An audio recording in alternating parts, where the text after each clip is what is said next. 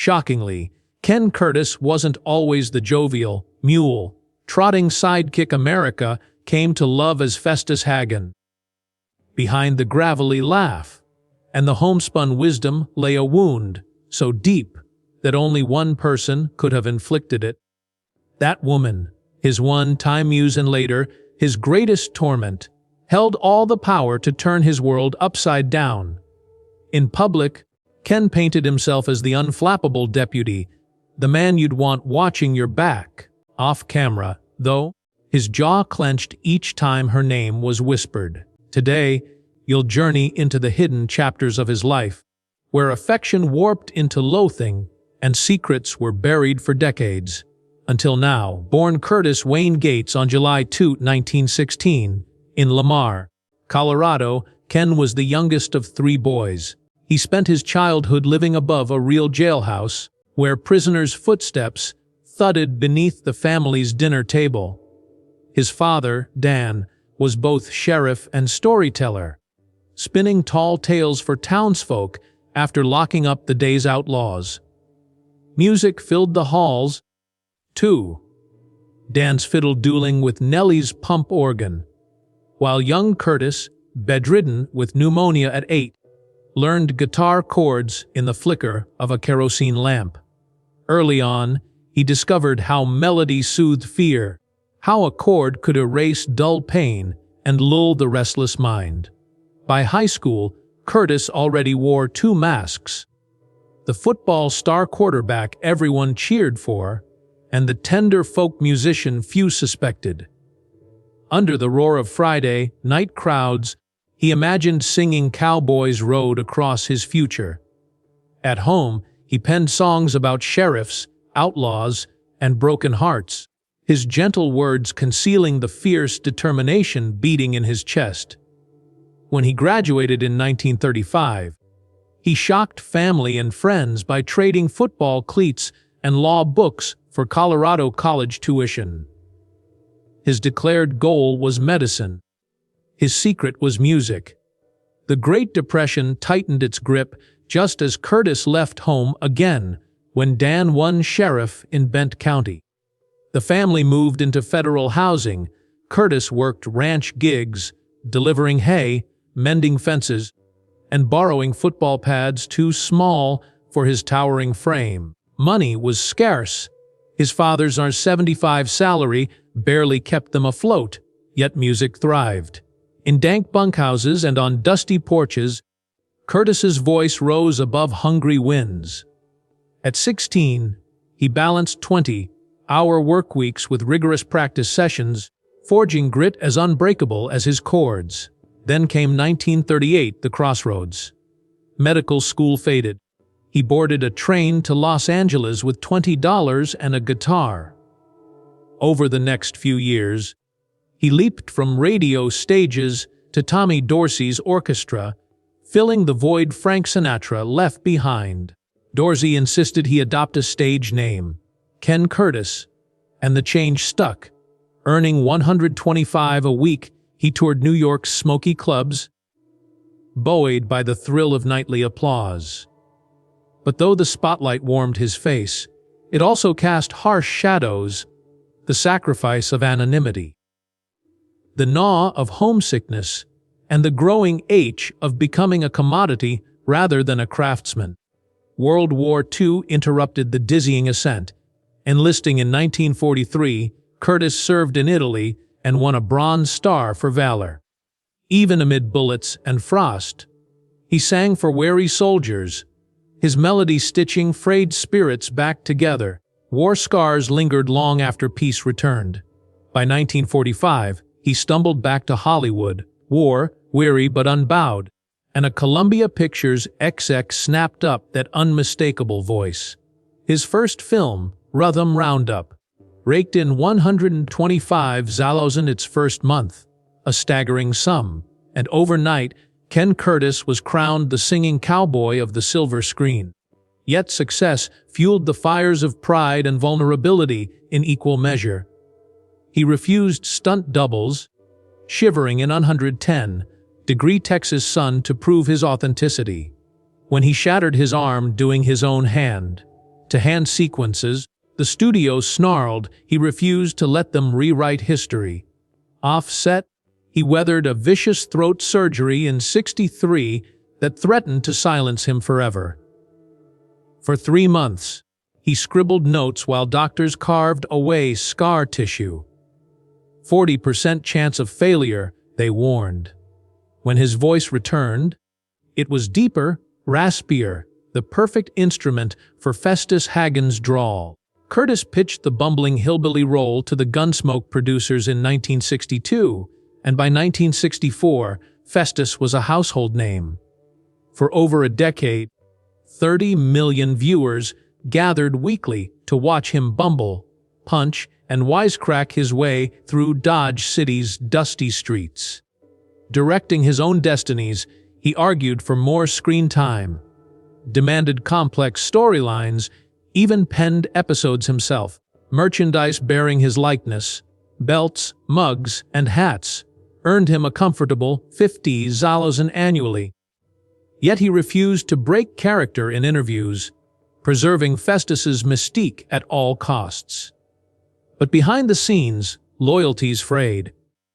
He sparred quietly with Marshal Matt Dillon's portrayer, James Arness, each pushing for the spotlight.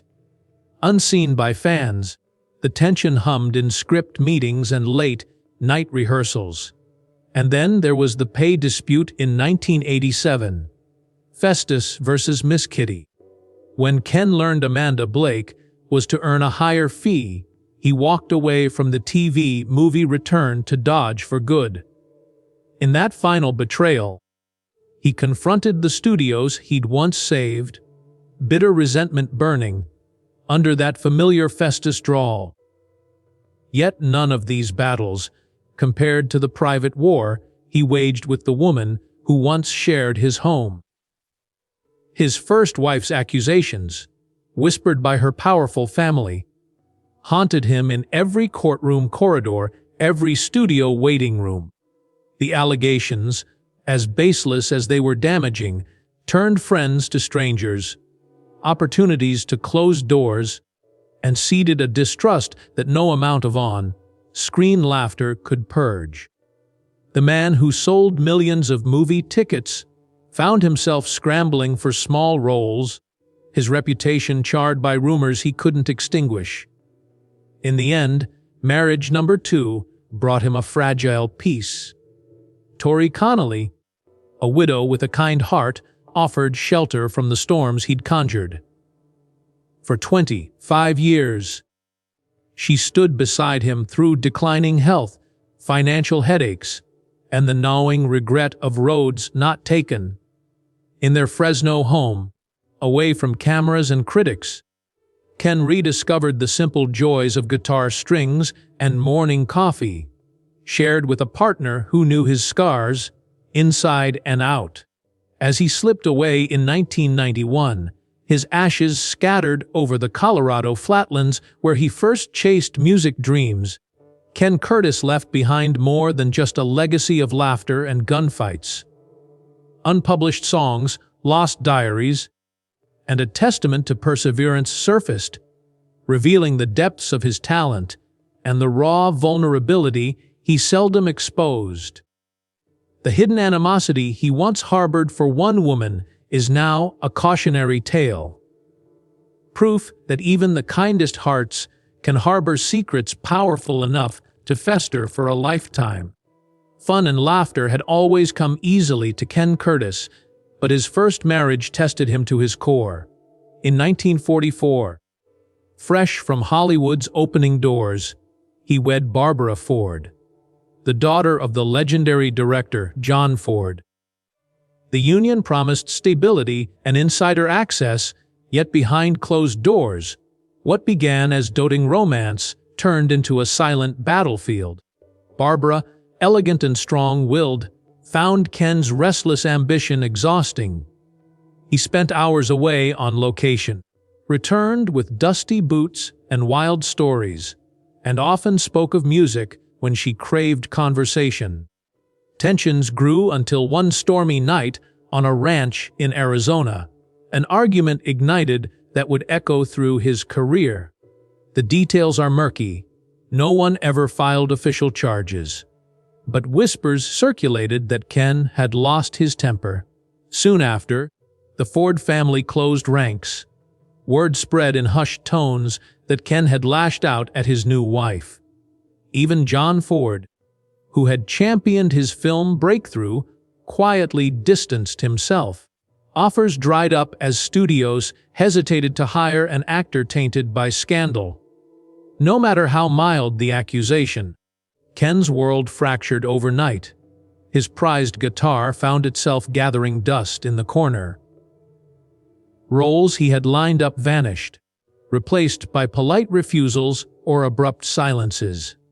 In desperation, he retreated to the one place he believed still welcomed him, the radio booths of WWVA Jamboree, where audiences knew him only as a warm voice. Yet even the forgiving crowds sensed his strain. His songs, once brimming with optimism, now carried a brittle edge. After each performance, Ken scribbled apologies to crew members, never revealing they stemmed from more than exhaustion. Back at home in Los Angeles, he faced empty hallways and echoing memories. Barbara had moved out, taking with her any trace of affection they once shared. Late, night phone calls went unanswered. The Ford household windows remained shuttered. Gossip outlets reported that John Ford himself barred Ken from family gatherings, effectively exiling him from the very community he had sought to join. Outwardly, Ken persevered. He threw himself into Gunsmoke, channeling his bitterness into Festus's gruff humor and reluctant loyalty. Fans adored the character's contradictions. A deputy who stumbled into danger, yet emerged with a crooked grin. But behind the grubby hats and drawling catchphrases lay a man sharpening his defenses. Trust, Curtis realized, was a luxury he could no longer afford. Every friendly pat on the back reminded him of voices telling him he didn't belong. Producers noted how he lingered in shadows when off camera, eyes darting nervously. On set, he perfected the art of the quick exit, slipping away from cast gatherings to brood in empty corridors. His solitude, once a temporary escape, hardened into habitual wariness. Only one person seemed to glimpse behind the mask, a young script supervisor named Angela, who admired his work ethic and gently probed for smiles. In private, she called him Winston, after the characters he always rescued. Though she never pried into his past, her kindness cracked the shell, revealing glimpses of the vulnerable man he kept hidden. Through Angela's quiet friendship, Ken permitted himself to speak of that night in Arizona for the first time. He described how the argument spiraled, how raised voices echoing off wooden walls frightened even the horses. He admitted the blow landed, though he'd spent decades insisting otherwise. But the truth he shared was only partial. Angela's sympathetic gaze met his confession with compassion. She never mentioned Barbara again, giving him the space to breathe. For Ken, those moments were as healing as any lyric he'd ever written. Yet every step toward recovery was shadowed by the specter of the second woman, his co-star and unwitting rival, whose mere presence on set stoked his old sense of injustice. Amanda Blake had captivated audiences as Miss Kitty, the smart, daring saloon owner who could outgun any outlaw. The respect she commanded contrasted painfully with the whispers that Ken's character should command equal billing and equal pay. He had loved his work with her, their banter igniting sparks both on screen and off. Yet the more success they shared, the more palpable the imbalance became. In 1987, when producers offered Ken a flat fee for the return to Dodge Telefilm, they doubled Amanda's rate. To him, It felt like history repeating itself. Another powerful woman wielding leverage that cut him off at the knees. He stormed out of the negotiation room, and in a cold fury, declared he'd have no part in a production built on favoritism. The studios blinked first, and his name vanished from the credits. Fans were left bewildered, tuning in only to discover Festus was gone, leaving a hole in the world he'd helped build. After the fallout with Amanda Blake and the shocking exit from Return to Dodge, Ken Curtis retreated into a shadow of his former self. The charming deputy, who once cracked jokes beneath his floppy hat, now vanished into near silence between takes. Crew members recall seeing him stare out at the sun-scorched plains of Arizona as if searching for something he'd lost forever. He still showed up to work, delivered his lines with practiced ease, but the vibrancy had gone dim. No more late night poker games at the cast lounge or hearty belly laughs echoing through the green room. Even Angela, the one confidante who knew his wounds, found him slipping farther away, smiles forced, words clipped, gaze distant. He carried himself like a man burdened by unseen chains, each clang of his spurs a reminder of battles, both public and private. Ken's health, always tied to his boisterous energy, began to falter. The habitual cigarette dangling from his set lips charred a cavernous path through his throat, recalled doctors, yet he refused to quit. By the early 1980s, nodules had formed on his vocal cords, and every take demanded clenched teeth behind the clouds of smoke. Painkillers became part of his daily routine. After that stunt horse pitched him into a fence on the Yellow Rose set, cracking ribs and sending shards of bone into his side. He swallowed pills to stave off agony and guilt alike, then climbed back in the saddle for the next scene. Those close to him watched as the prescriptions multiplied, shadows flickering across his eyes. His hands, once confident strummers on guitar strings, now trembled when he reached for a mug of coffee or the script pages. Behind closed doors, the resentment Ken nursed toward Barbara Ford festered into something darker. An obsession lived out in private letters and diary entries he never intended for anyone else to read. Newly unearthed in 2023, those pages reveal an anger so raw it bleeds through each line. He accused her of taking his identity, of leveraging her famous father's connections to overshadow any merit he'd earned. He wrote of nights pacing the length of their Hollywood bungalow, vowing he'd erase her name from every marquee. He even plotted subtle campaigns to tarnish her reputation, leaking rumors to tabloid writers, slipping scathing remarks into offhand interviews, skillfully whispering half-truths in studio corridors so they'd echo down gossip grapevines. It was a vendetta more ruthless than any stage showdown he'd filmed on screen. And still, the rage he cloaked in humor betrayed him in fevered dreams. According to a psychologist's notes, later found among his private effects, Ken woke screaming, sure Barbara had snuck into his dressing room to confront him. He described visions of her silhouette looming over his guitar, turning strings to barbs that cut his fingers. Mornings came with exhaustion so complete he couldn't raise his hat or speak his name aloud without swallowing twice. His only relief came in the melody of a makeshift song he penned at dawn, an anonymous lament titled Ashes in Dodge. Its chord progression simple yet wistful, each verse a coded apology and confession. He never performed it publicly, yet in his darkest nights he pressed the guitar to his chest and wept. Amid that darkness, hope emerged in the form of Tori Connolly, a warm-eyed widow whose laughter reminded him what sunlight felt like.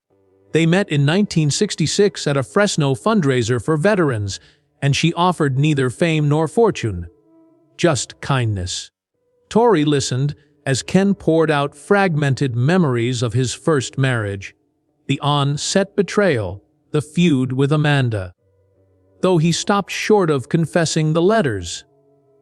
She coaxed music back into his veins, encouraging him to play the ballads he'd abandoned, and to write new ones about healing rather than vengeance.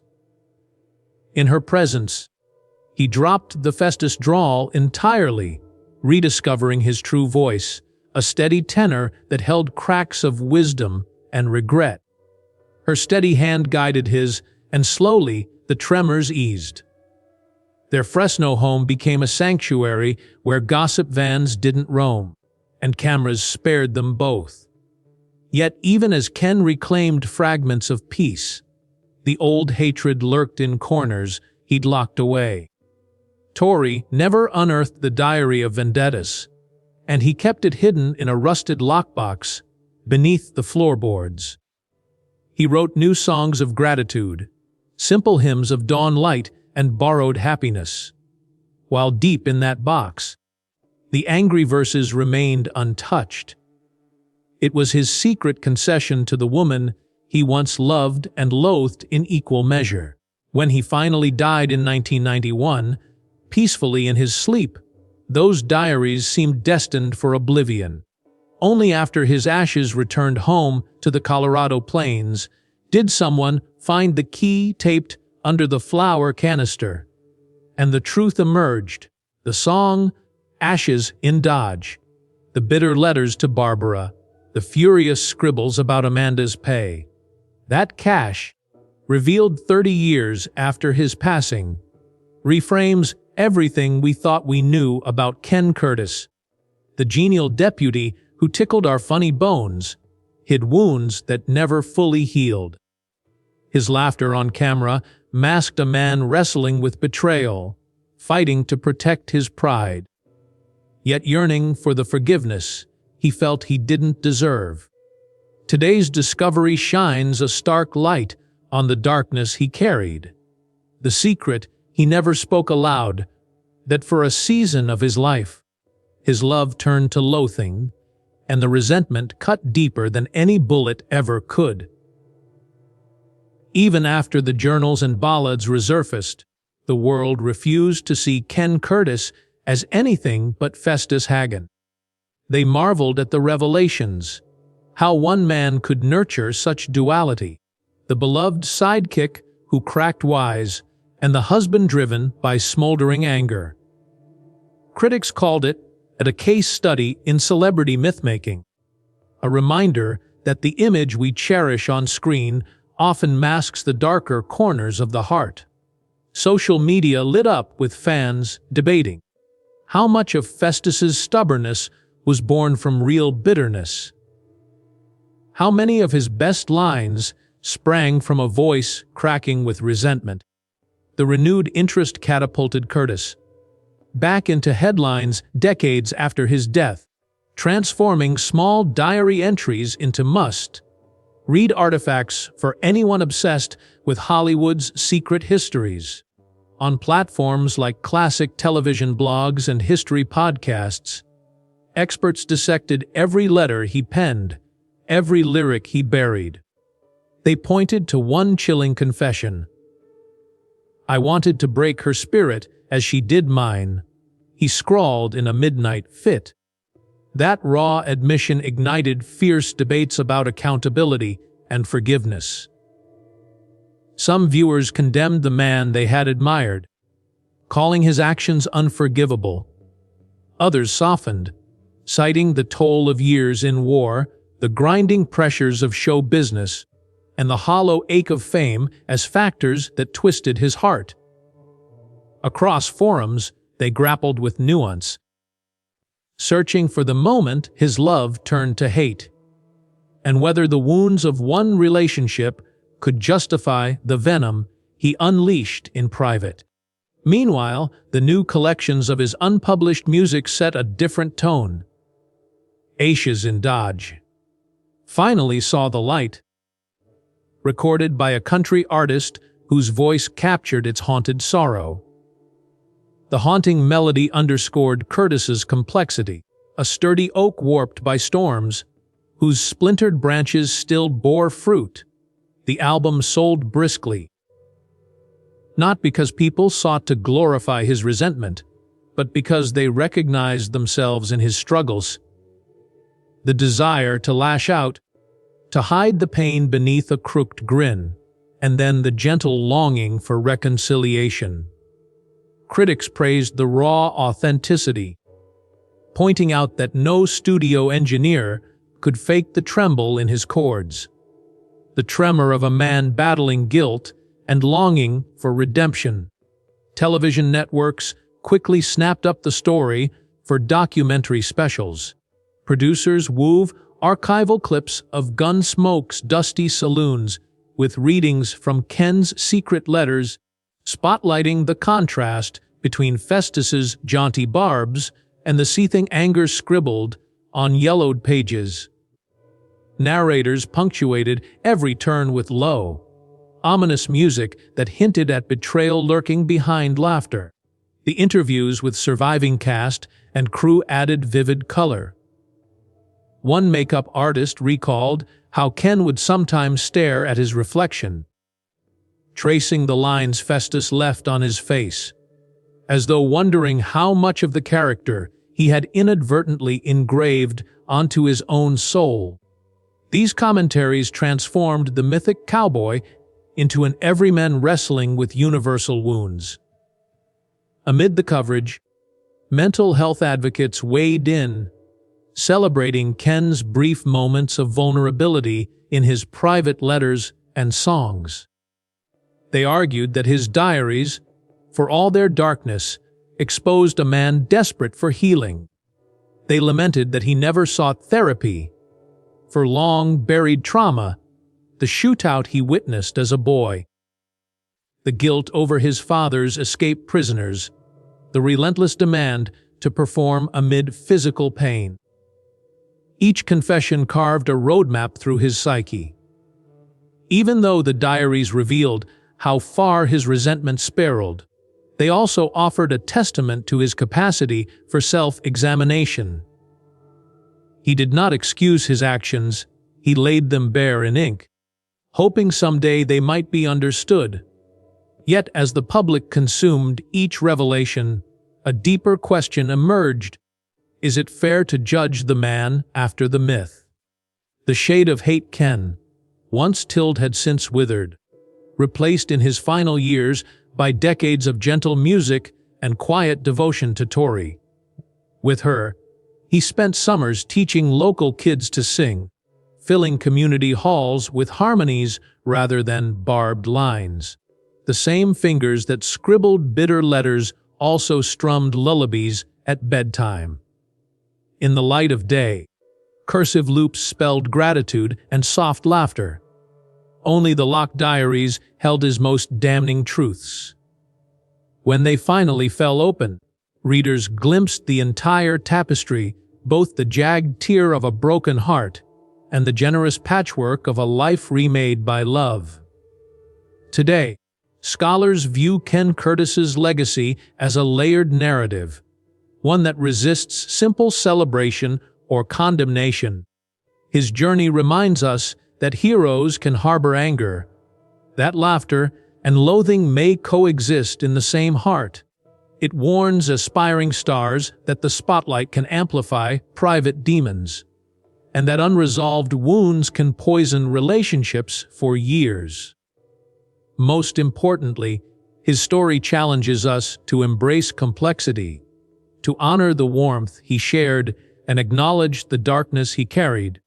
In that tension lies the true portrait of a man who, for better or worse, authentically embodied both Festus Hagen and Ken Curtis himself, and lingering complexity. Now, as we step back and weigh the full tapestry behind Ken Curtis's life, we uncover enduring lessons about what it means when private emotions collide with public personas. The same man who coaxed laughter from millions carried a secret weight so concentrated that it warred with his on-screen charm. When we watch Festus Hagen stumble through Dodge City and jibe harmlessly, we rarely imagine the resentment that simmered beneath the floppy hat.